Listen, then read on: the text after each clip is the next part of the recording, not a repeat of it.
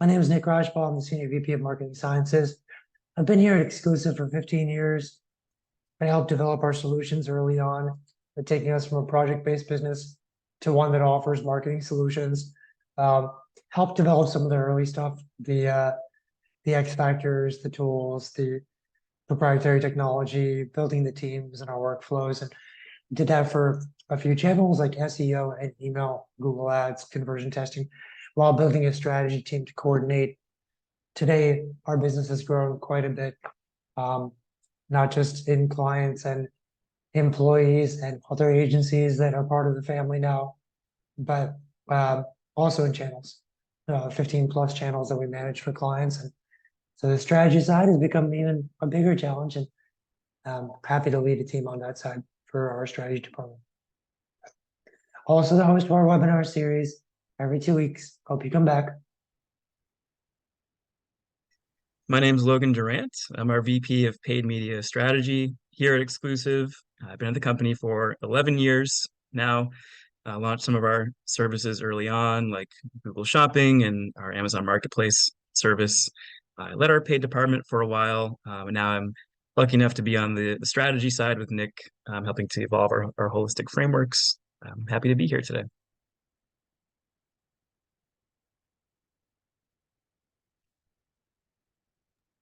And just very quick about us. We've been around since 1997. We focus on performance marketing, so essentially helping you hit your targets, whether they're short-term like marketing efficiency ratio or long-term like customer lifetime value, net new customers. And most of our clients are, you'd find out about them if you needed them, because that's how most businesses are. And then we've got the established clients as well, like HP and Zappos, that come to us because they need better performance. Again, we kind of have two sides of the coin to how we approach things.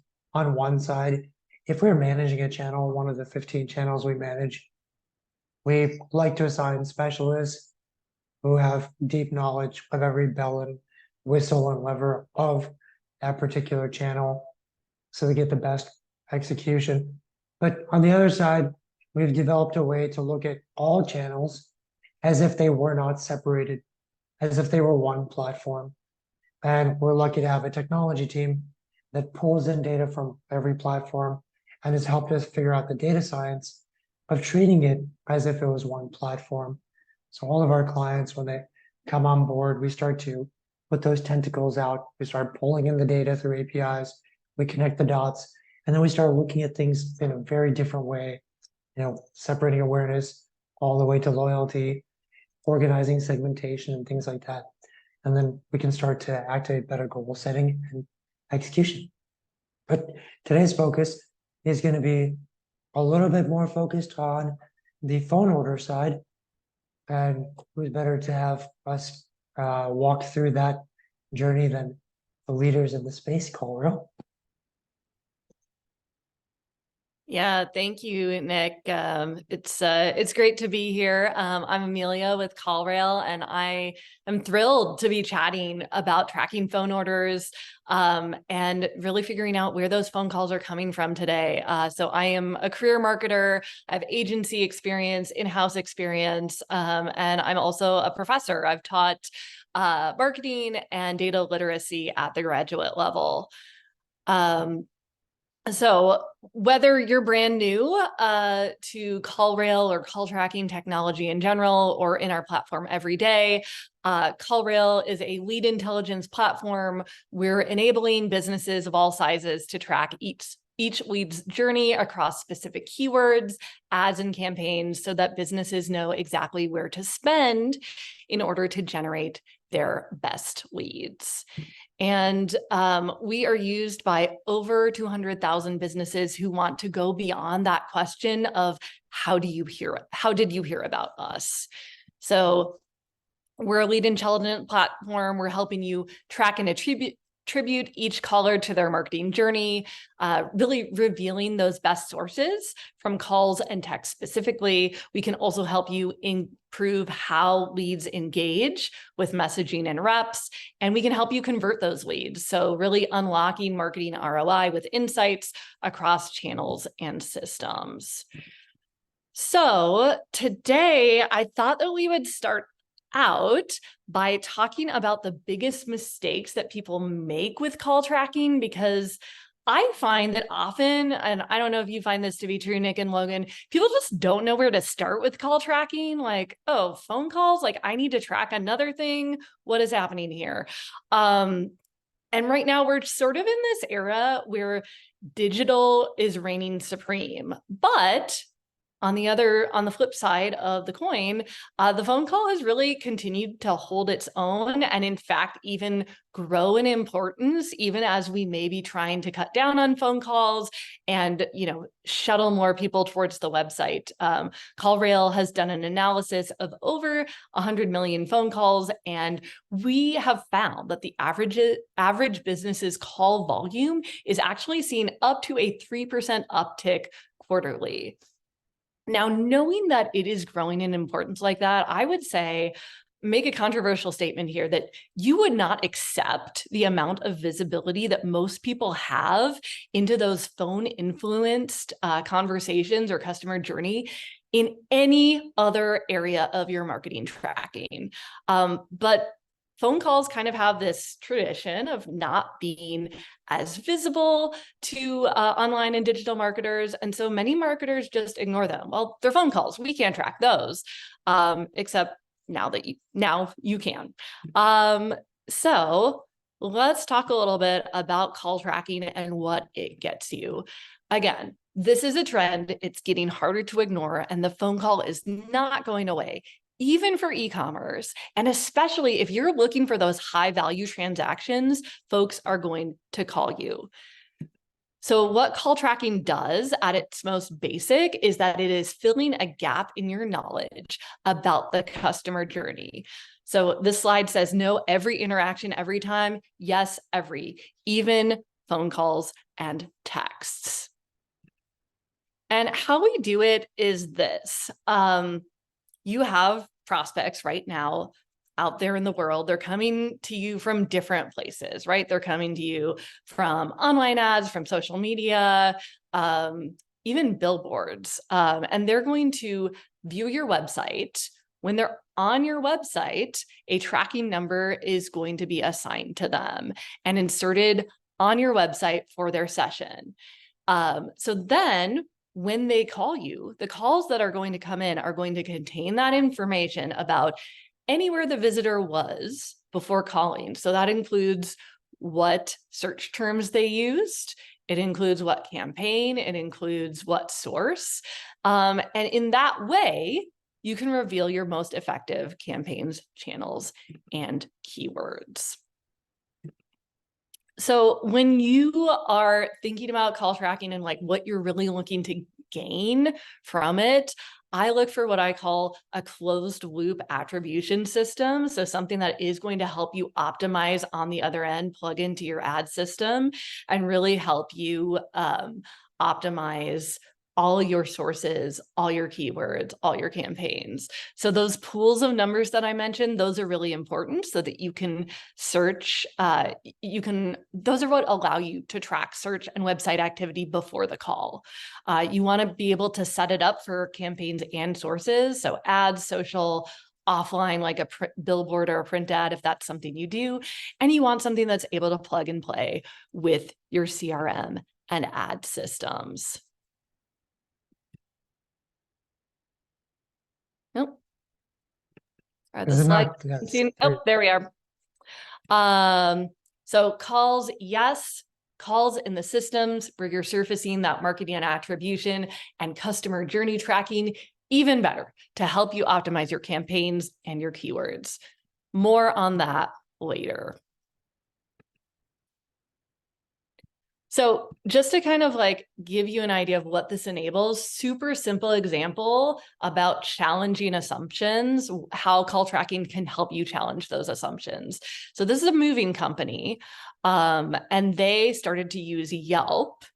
And at first their campaigns were reporting a high click-through rate to their website, but they couldn't really attach conversions to that. And so their Yelp ad spend just initially seemed like a lost cause. but they implemented some call tracking software. They began using it to they began to use unique call tracking numbers, and they realized that the calls from Yelp were actually being attributed to organic traffic, and the true conversion rate for those Yelp ads were 25%. So that's a significant improvement, obviously, in ROI. And those campaigns that once looked like they were just a waste of money were suddenly top performers compared with their more established channels.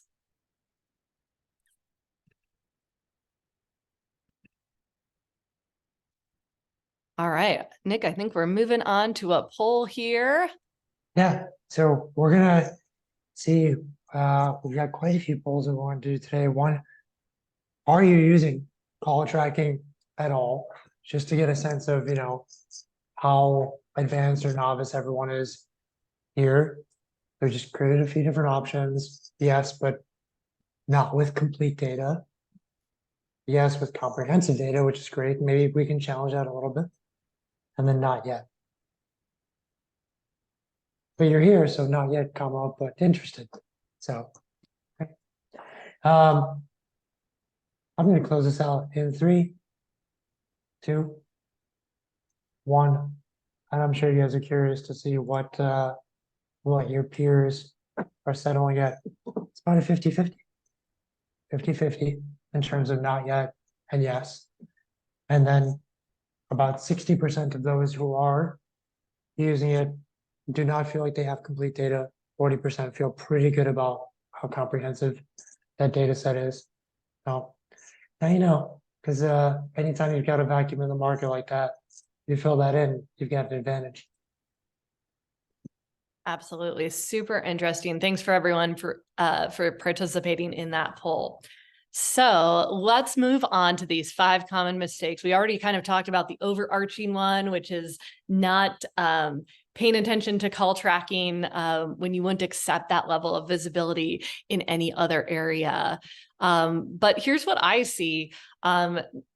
Kind of my number one of my big soapboxes is making sure that you are integrating your call tracking with your most common ad systems so that you do have that sort of two-way conversation with Google, with Bing, with Meta ads, whatever you're using. You really want to be able to track calls as conversion in Google ads when you're using that visitor tracking and be able to just like sort of tighten down the screws on like, hey, what are the keywords that are converting? What are the best campaigns? How are we able to use the call tracking data to really tighten in and optimize our campaigns? So that sounds, really like pie in the sky and maybe not super specific, but what it allows is that when you are setting ad bids, you have information not just who bought online after viewing an ad, but also who calls. And that is often those higher value transactions. So next biggest mistake is not integrating with your CRM. CRMs, any CRM system that you ever see out there in the world is like, this is going to be your all-in-one system, like your single source of truth. Everything's going to go into one system. But are they? Like, what are the things? Where are your blind spots? What don't you know about? And if you're not integrating call tracking and recording those transactions into your CRM, you are missing pieces of the customer journey. And it's poll time. So we'll do multiple choice this time. What are you actually tracking? That will help you with some of those not so easy to track through just an e-com platform itself events. Yeah, I love this question, Nick, because it is like, what are the missing pieces of the customer journey? Like, are all of these going back into your CRM? Are you not tracking them at all? What's happening?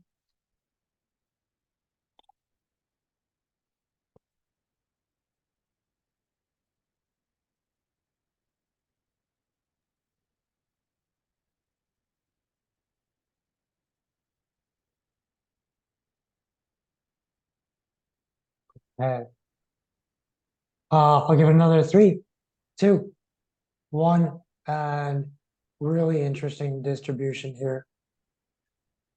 So phone and form are teetering around that 50%. Super. And I frankly expected phone and form to be reversed on this one. I expected text to.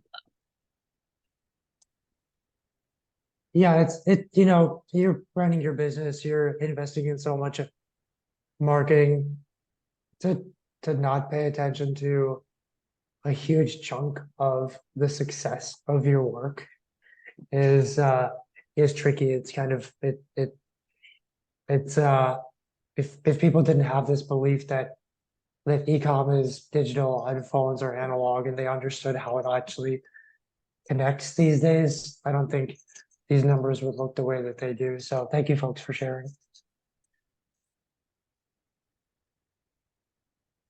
All right, that dovetails nicely into the next mistake, which is not maximizing your points of entry. So we just saw it's not just phone calls that you need to track, it's text messages, form fills, chats, any way that people try to get in contact with you, with your business.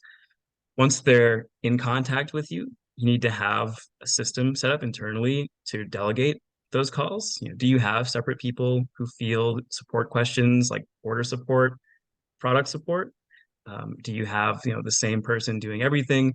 That's something that's good to kind of nail down internally. And then when you're not able to answer a call or answer a chat or a form fill immediately, it's really great to have something called an autoresponder installed where you can send an SMS or a message directly to someone that you can't talk to at that precise moment, but you can give them instructions that you'll reach out to them or that they can contact you at a later point. And CallRail is really great with these autoresponders and having a lot of features around that. Gets us to our next poll.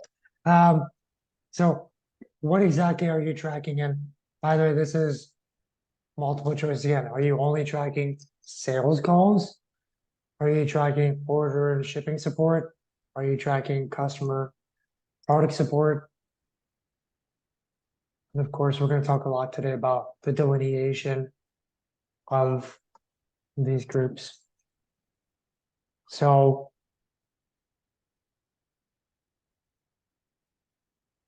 I understand that a lot of you are tracking nothing, which is fine. So I think a critical mass will probably be about 50% participated. So we'll give this another 3, 2, 1, and definitely significant on the sales side.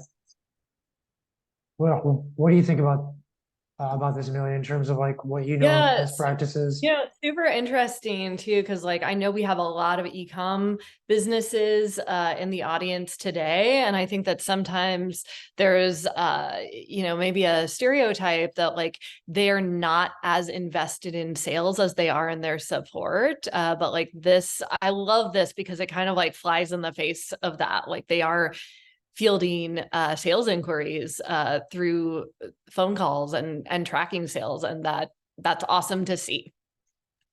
Yeah, and I'd love to consider side chat here.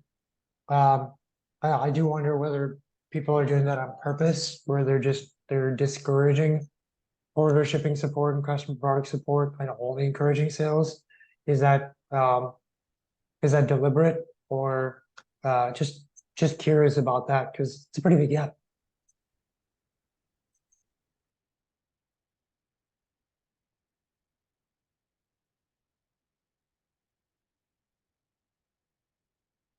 All right. So the next one is not tracking revenue.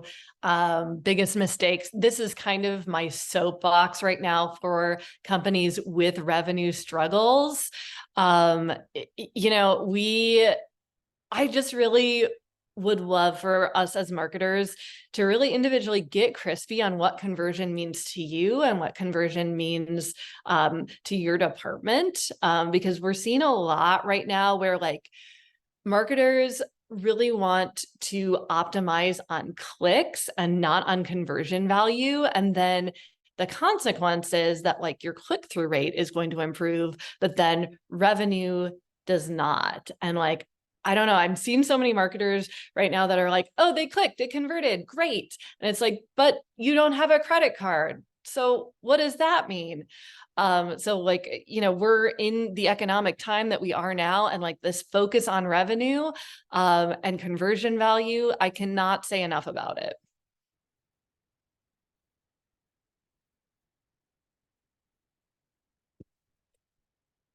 And just one quick final is, if you can't track your revenue, but you're tracking phone calls or form fills, and you know that 90% of it is going towards sales, have a chat with your sales team, find out what your average close rate is, find out what your average deal size over the phone is, and multiply those together, you've got your dummy variable. You've got a value of every phone call just from that alone. When we're managing a Google Ads account, for example, and we get all this wonderful revenue data from online transactions and a big goose egg for the calls, guess where the advertising dollars are going to start going? Even if the other side is 30–40% healthier margins, longer term customers, bigger orders, it's not getting its value. Something is better than nothing for sure. Yep. So we're gonna go through kind of what do you have to do just setting up for success, and very high level progressive checklist. First, we talked about phone and form and text. Make sure that the call to actions exist on your site and that they're integrated for tracking. Make sure that all your UTM parameters and any ad that is driving people directly into a lead flow is being tracked by your system. Make sure that your ERP, your CRM, where you track the value of leads and the value of customers over time, is set up correctly. Make sure you have some revenue value, ideally the real value, if not at least a dummy. Make sure that you've created reporting that is meaningful and starts the right discussions, and that you set a cadence to how often you will review that.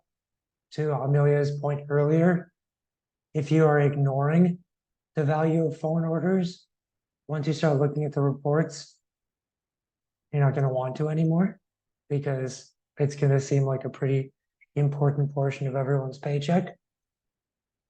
And then you want to balance your short-term goals and your long-term goals, which is something we'll get into a little bit more detail of. How does a business resolve the yin and yang of cash in, cash out on a monthly basis and long-term growth? Yeah, absolutely. And just sort of like double clicking into that reporting again, talking about what you're calling a conversion and what the actual steps to revenue are. You know, a lot of folks have a funnel, but like their funnel is going to stop at a certain point, and it's one of the things on this screen right now. It's a click or it's a hard conversion. The conversion process is not one thing, it's a series of steps. It's steps to revenue. Obviously, impressions, you can't have a click until they see the ad or the post. Once they click, this is where most demand marketers will stop. But then there's still 2 more steps, often for most customers in the process. So there's what we call simple conversion. For most companies that market services, this is like booking an estimate, appointment, a demo, starting a trial. For e-com, sometimes if you have a subscription box, a simple conversion is like if your first box in the subscription set is free, or even an imperfect analog could be adding to cart. And then the hard conversion, that always means the same thing. That means actual money in the bank. The credit card is added and it's on our balance sheet. Yeah, absolutely. And when you do receive that call. We talked earlier, there's a couple different types of calls. There are the service-based calls, and then there are the sales calls. And we want to be able to establish a revenue value for these sales calls. So I wanted to dive just a little bit deeper into some points that both Nick and Amelia have made about kind of like the two different swim lanes of trying to assign value. It's really important to assign value to these calls because it feeds back into your marketing, and in particular your paid advertising, and kind of points where your ad dollars should be spent. So we have two types here. One, the ideal option, tracking the actual revenue values. This involves members of your sales team, when they close a sale, to input that revenue value right into the tracked call within CallRail. And once you do all your nice integrations with Google Ads and Microsoft Ads and Meta, that information can get piped in to those ad platforms, and it gives your ad managers all those nice data points on where to allocate the ad spend. So it's kind of giving you like an actual view of how profitable your ad dollars are. Sometimes that's not an option. Sometimes there are challenges putting in the actual revenue values. So in that case, we can go back to what Nick had mentioned earlier with putting in some estimates.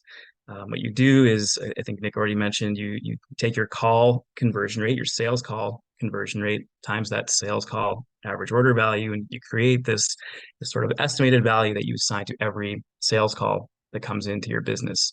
That can still be, kind of populated into your ads and give your ad managers a lot of more data than just having calls themselves in terms of where to spend the ad dollars.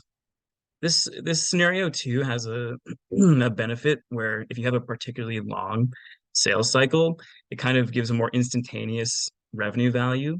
So you can make optimization decisions sooner. So it's kind of like one benefit of using an estimate here, but they're both useful. You should at least do one of these.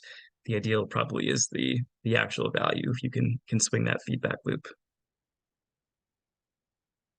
So I'm just going to go through a few of the integrations here. We talked about Google Ads. A lot of people think that click to call in Google Ads is enough to just track your calls. It really isn't. It doesn't give you the visibility down to the keyword level and the product level oftentimes. So you really do need a solution like CallRail to get the most granular reporting data. You need to create a unique tracking number that you can use off your website to put into your Google Ads extensions to make sure everything is working properly. Very similar thing with Microsoft Ads. You're choosing which actions you want to track and setting up these tracking templates. And here you can see a nice UTM parameter here where you can start to see which keywords, which keyword match types, and even which devices are driving these calls. So really nice granular reporting there. On Meta, similar deal. You can choose to track calls, leads, submissions. You also have to put the tracking URL in every ad to understand what your cost per lead is and your return on ad spend. You can view all this data in Meta in your events manager. When it comes to TikTok, you can use Zapier. I always want to pronounce it Zapier for some reason, but it's Zapier to integrate. And what you do is you choose a trigger, like an incoming phone call or an SMS, and then have that mapped to an action that will send a lead event to TikTok, again, to help your optimize your ad delivery, help your ad managers optimize their campaigns.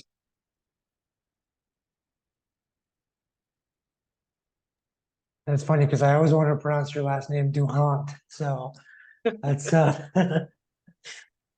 French origin. That's great. All right. So just talk about digital marketing.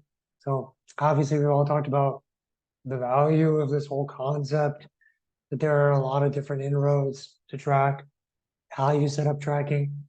Now you got all that going. What do we do with the marketing stuff? So if you've gone through your checklist and you're fairly set up, might as well start making some money. And we kind of want to start off with sharing how we think people should plan their marketing around this stuff. So we've mentioned Microsoft, Google, Meta as channels to invest in. You got email marketing that might be driving phone orders and chat. You've got text message, got all these different channels. And right now we count like 15 plus channels that we think an average e-commerce business should contemplate investing in to stay in front of their customers. But we also at the same time say, do not plan it like that. Because if all you do is plan your channel by channel line itemized, your investment, and you're going to use some value for how much was contributed, either last click or first click in Google Analytics, which is not going to be that helpful, or you're going to use the platform data, which is a different formula for everyone. But it just doesn't get you to figure out and plan strategy. It's all too separated. So the solution is every marketing decision you make should first go through a framework and a lens of what are the implications on cold awareness targeting, on non-branded search, where someone searched for my category, I showed up, and I wanted to potentially get an inquiry for that. Conversion, which is remarketing to a past visitor till they buy. Loyalty, marketing to a past customer to buy again. And advocacy, asking for likes and shares and reviews. And everything that we talk about from our side, everything we plan for clients always comes down to organizing it this particular way. And when we do that, we can then start to take a slightly different lens to everything, including holistic goal setting. So your calls and your inquiries are going to have all sorts of short-term and long-term implications. Once you start actually tracking your revenue, you may get a better sense of how long a sale takes.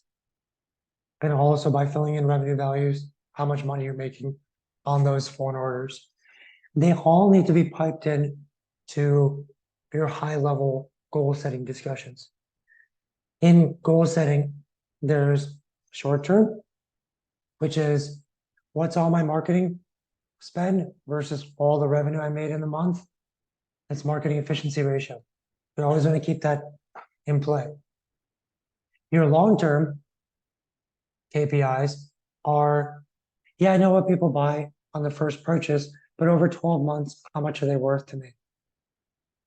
Based on that, multiply by margin, what is my break-even cost per acquisition, and what should my target cost per acquisition be against that break-even? The more your target cost per acquisition gets close to that break-even, the more aggressive you are. And what that gets you is more net new customers. So you want to plan all that out. And the question we have before we go into the marketing side on the goal orientation aspect is, what should you focus on? Should you focus on short term? That is just the best efficiency ratio possible. And you do this if you've been looking at the books and finances are not in the best position, they could be better, and you got to keep things short. On the long-term side, you're looking at your books and saying, I continue to be pretty efficient, but where's my growth? Is it because my customer lifetime value has shrunk? Have I not been as aggressive getting net new customers? And you might want to go all in on that approach. And most people will just say, I want to be well balanced between the two, making nominal improvements in both sides. So before we get to all the strategies that get you there, I'm going to ask the group here, where do you think your business is?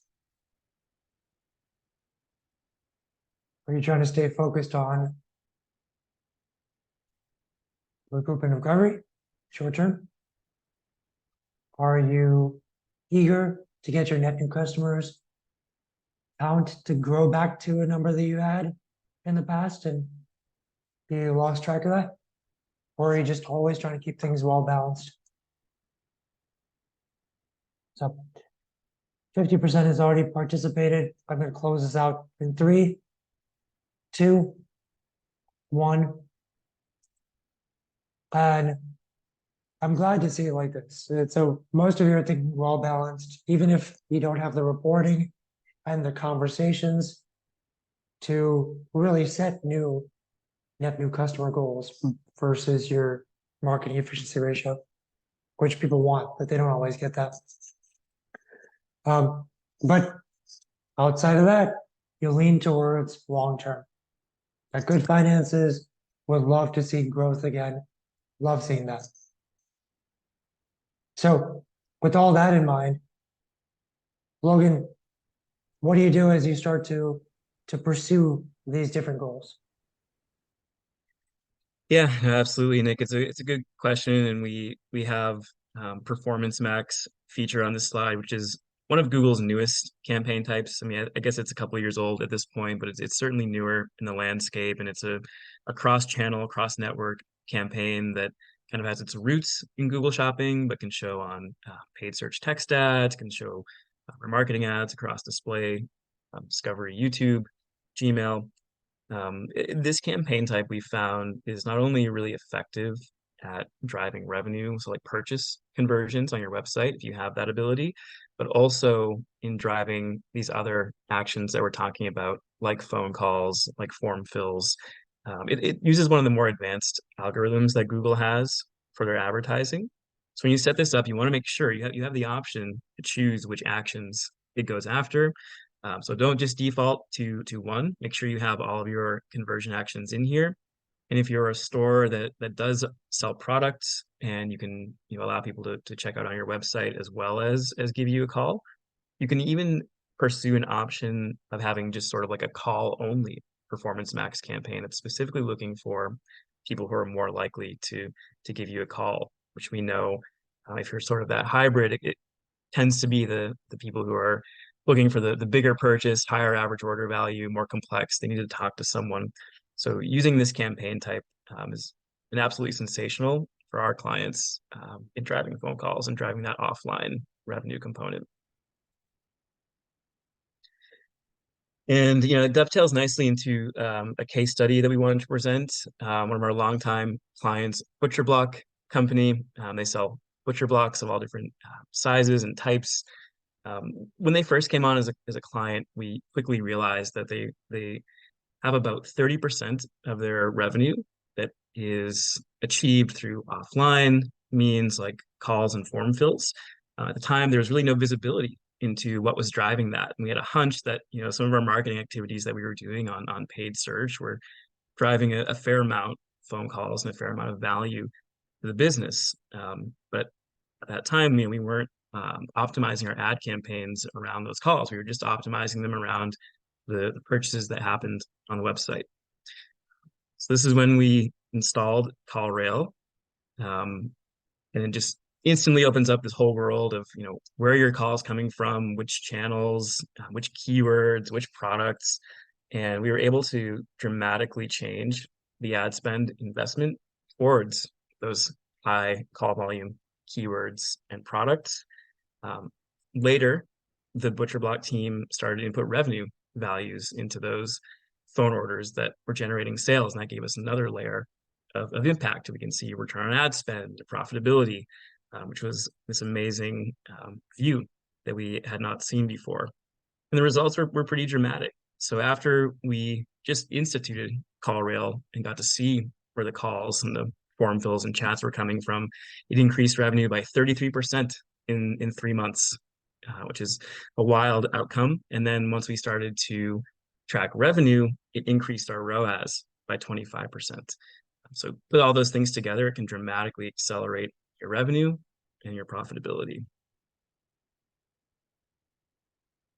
I know, Amelia, we have some other things as well, other high value actions amazing here. results, and definitely can't emphasize that conversion value and dummy fill revenue value enough. Like it just can make all the difference. And particularly when you're thinking about like how adding this call data is going to open up your audiences, like adding that call context and thinking about like, okay, like this converted, this did not, this converted at a higher value, this converted at a lower value, like thinking about how to utilize that call data for retargeting.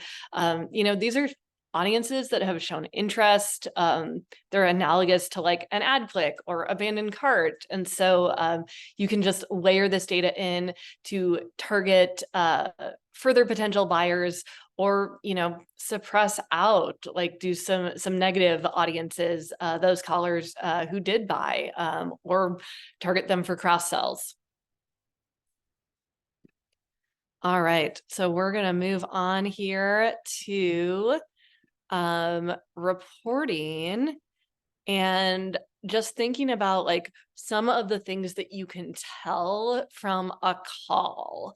So when we think about like call tracking at its most basic, we can tell things like, hey, like I put a different phone number on a billboard and a catalog on Google Business Profile and then on my website, and I can see what the difference is on how those 4 things performed, right? But we're also in a position, when I was describing that video, that visitor tracking and going through those 5 steps, we can tell a lot more from a call than just what source it came from. So like, let's back up for a second. A phone call comes in, and it's sort of this mystery box, right? And we know that there's data about the call and like how it came in and its duration, things like that. And then there's also like data inside the call too, right? There's the words that were said and things like that, or like you can tell if it converted, right? And there were some folks that on this call that we're fielding inquiries about support and some about sales, but like just thinking about your call center, if you do have one, or your support folks, they've been using this kind of technology for years, and it sort of has not been accessible to marketing. Really until the last few years. And marketing, I feel like, really needs that same insight into the customer conversations in order to be successful. So I really think of call data as a gold mine, and you can really easily create rules to help you understand it, like what is inside that mystery box, or use our suggestions at CallRail. So there's things like duration, there's things like key terms. You can automatically set a rule to say, hey, like I'm going to score this lead as qualified if these things are mentioned, or I'm going to score it as converted. And I will say this too, like really interesting things start to happen when you really start to look at this data. And it sometimes will lead customers, and I've seen this happen, they'll take a step back and look at their tech stack, or even look at their phone tree. And, the phone tree, let me just level with you about the phone tree, right? It is overlooked by marketers. When I was a marketer, like a practitioner, an in-house marketer, I never thought about the phone tree. I never had a viewpoint into this. And yet, like when you step back and think about it, like this is part of the customer journey. And if you have a lot of callers into your business, particularly those high value transactions, like this is important how you treat them. We talked a little bit about like, are you differentiating a sales call versus a support call? And these are things that you can tell based on their search terms, right? Like, are you treating all those people the same? And like, can you even get into like, hey, like pre-sales can go here, and we know that they're going to be pre-sales if they're searching these terms, or post-sales, customer success, churn prevention, like all those different departments within support and within sales. And then you take another step back and you're like, okay, like, should that customer experience differ based on time of day or location that the customer is calling from? But what about call source? And what about the keyword they used? What about if they're a first-time caller or a repeat caller? So there's all these things that you can do to make it easier for a customer to talk to you or have a customized experience and take those steps out of the phone tree. Because as we know, anyone that works in sales or works in marketing knows that like time kills deals. And the longer that they are on the phone or navigating the phone tree, that is, the percent chance just starts dropping and dropping and dropping that they're actually going to have the patience to stay on and buy. All right. So I've had a soapbox, but I also have a favorite hack. So let me step off my soapbox and say my favorite hack right now for demand gen and performance marketers is this: use what customers say to make decisions. I say that out loud. It sounds obvious, but it is harder than it sounds. And what I'll say about that is this: AI tools are proliferating right now. Most marketers are just like, oh, AI, great, ChatGPT, I can use that for some content generation, cut down on my brainstorming, great, check the box, I'm doing AI. Fantastic. What they don't often think about is how they can use AI to analyze their own data. And when we're thinking about that mystery box of a phone call, right, we can use AI-based conversation intelligence to make those phone calls into our 24/7 focus group. Because guess what? When customers are confused, when there's a disconnect, when they are making a decision about a purchase that is greater than the $300, they're going to call you. And what they say on those calls is going to be very telling. So when you start to look at and analyze phone calls, your organization is going to learn, and it's going to learn in really specific ways. So the first way is to be more efficient.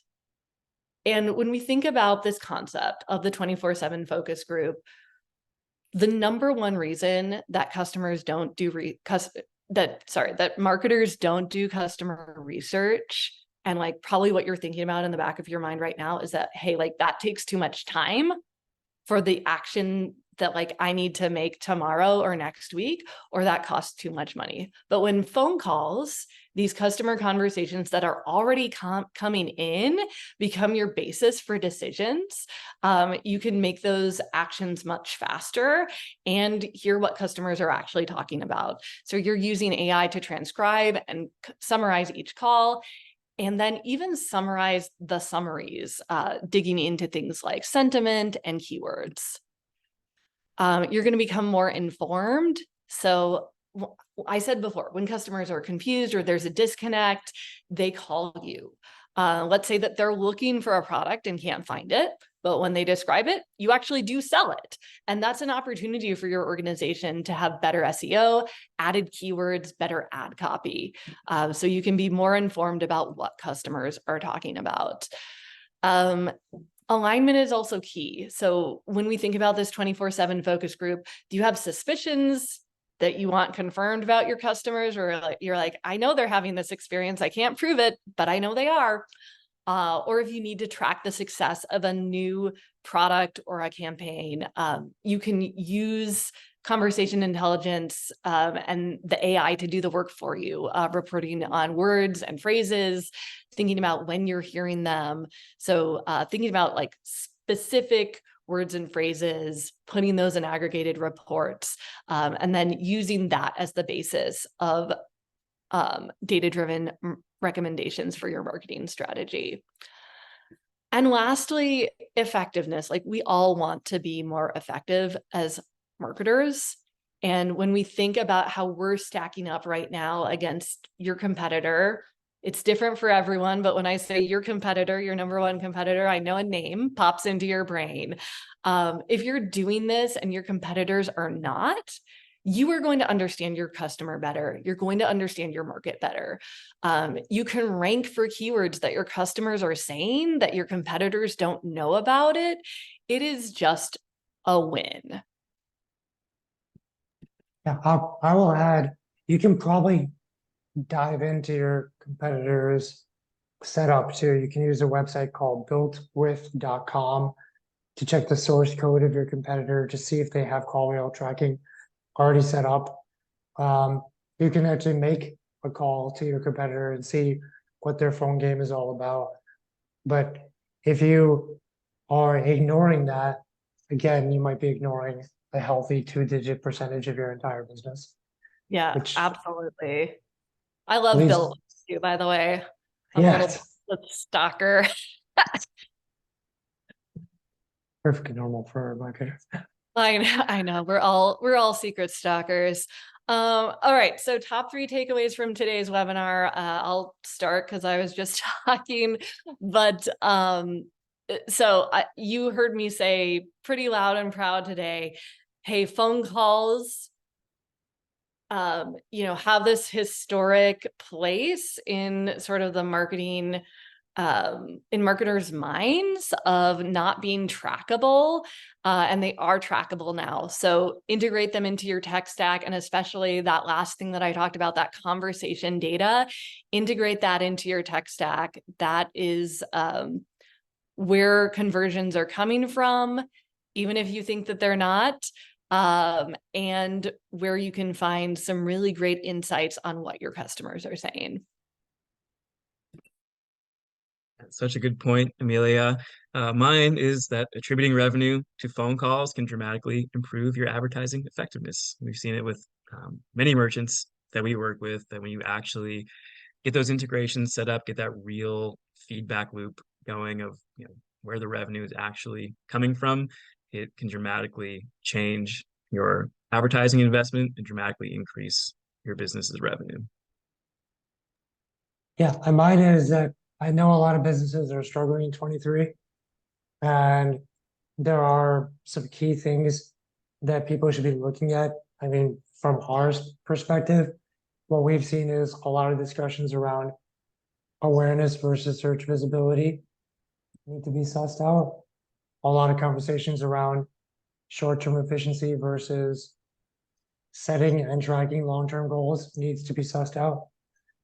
And all that is just so dramatically enhanced by having a passion to optimize the phone order side of your business as nicely as you have your cart. That's how we kind of see it. Like, how many times in the last 10 years have you obsessed over optimizing your cart and your checkout flow? This is the equivalent. So hopefully it guides you back to the right direction, but yeah, your phone orders alone, getting that strong might be the thing that boosts you right up to the trajectory you were hoping for in 23. And we can help you figure that out. Offering a growth plan for, I know a lot of attendees today are existing customers, and so glad to have you guys around on this. If you have any questions you want to ask, please do. But if you're not an exclusive client already, and you want us to look at, where you should be investing, what your competitors are up to, what channels you should be adding, how you should be segmenting and messaging to those segments, what the data science aspects of e-com versus phone orders are. We'll reconcile all that, put together a full plan for you to grow in 24 or even get better results in BFCM and the holidays. We don't charge for the planning. We just want the best plan that you can say yes to. So with that, I will launch our final poll. Do you want that type of a growth plan from us? It'll either be delivered by myself or my colleague Liam, and we'll pull in Logan as we need for those big Google Ads accounts, where obviously if you got phone orders, you're probably spending a lot. Just happens. Bring in other members of the team for analyzing social, email, SEO, whatever we think is right for you, wherever we see a pain point. And while that's going, let's just take a peek at any questions that have come through. Patrick asked a rhetorical question. Why would you plan channel by channel? If you're not planning campaigns that chain through all used channels, are you not missing out and just leaving money on the table? Couldn't agree more. It is foundationally the reason that we're around as exclusive, the holistic marketing agency, and all the technology we've layered in, all the goal setting that we've taken into the holistic agnostic world is all because we believe exactly what you just stated. So thank you for echoing that. Eric, what are recommendations to start incorporating call us as a call to action in ads? Logan, what are your thoughts on that? Or Amelia, if you have any thoughts as well. Yeah, I'll go first. I think it is a good call to action, and I think you can, find certain keywords that are more likely to drive calls, more, certain products that are more likely to drive calls. So that those are ones where you want to try to align call to action with the action you want people to take. Sometimes people can just check out on your website and it's easy, but then you have the purchases that require more information and require that phone call. So the alignment of those in my mind is important, but I do think a call to action is effective. Yeah, I totally agree with that. And definitely diving into your data, seeing, hey, what are the products? What are the keywords that are going to,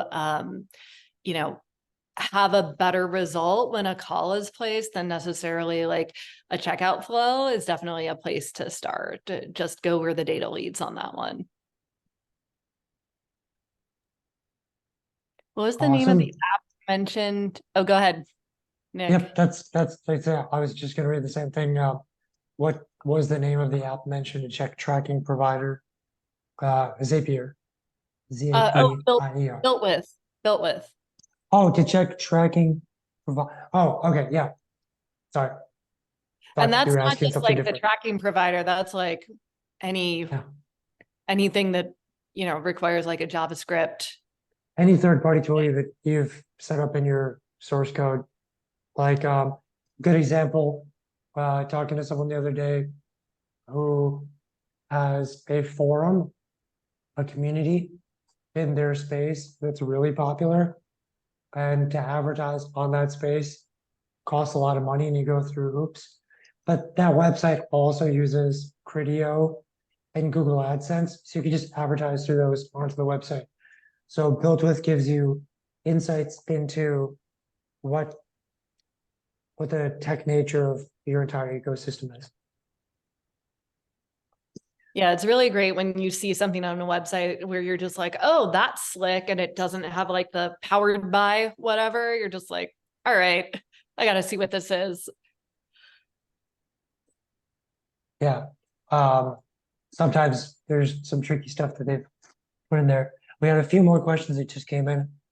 Yep. Trevor's asking, our company has mainly driven business through online form fills and questionnaires. We recently redeveloped our entire site and form fills have dropped off. Interested in knowing if we should implement our phone lines as well, rather than just support or general questions as it is now. Yeah, that's interesting.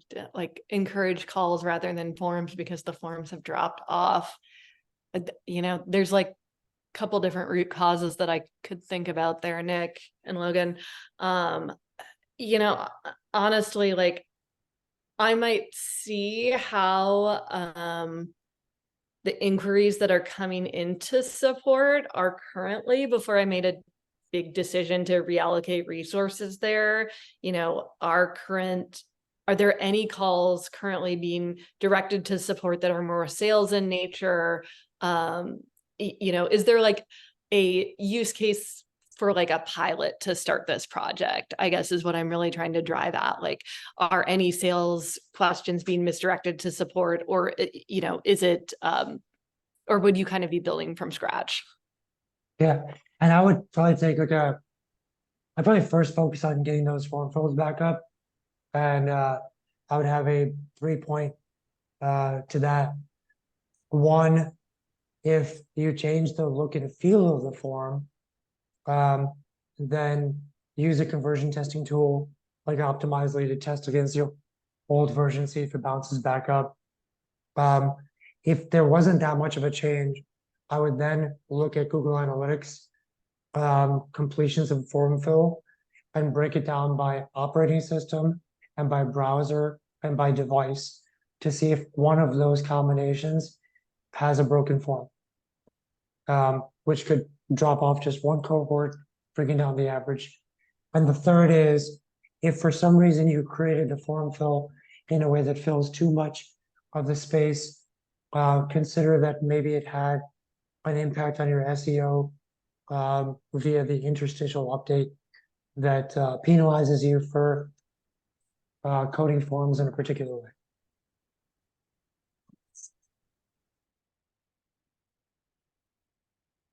And for me, I would say just like on top of that, I would start with what the ideal action should be.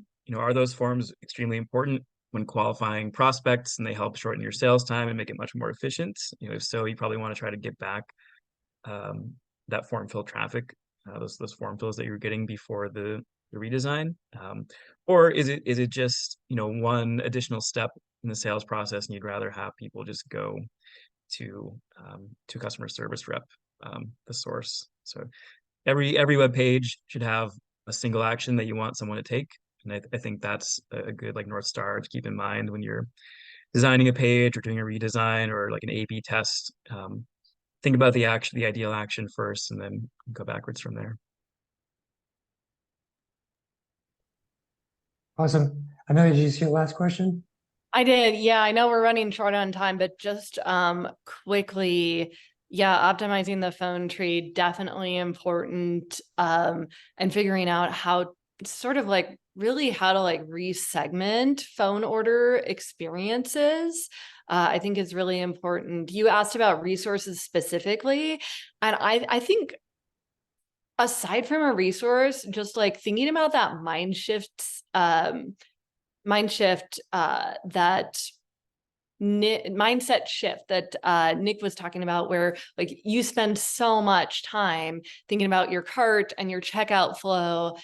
Like I would actually advise user testing for your phone tree and like give some user testing folks a goal in mind and have them like secret shop your phone tree and see what you find out on that. Awesome. Amelia, I see why you are a professor. This is fantastic. So glad to have you on, and I hope we do more of these together in the future.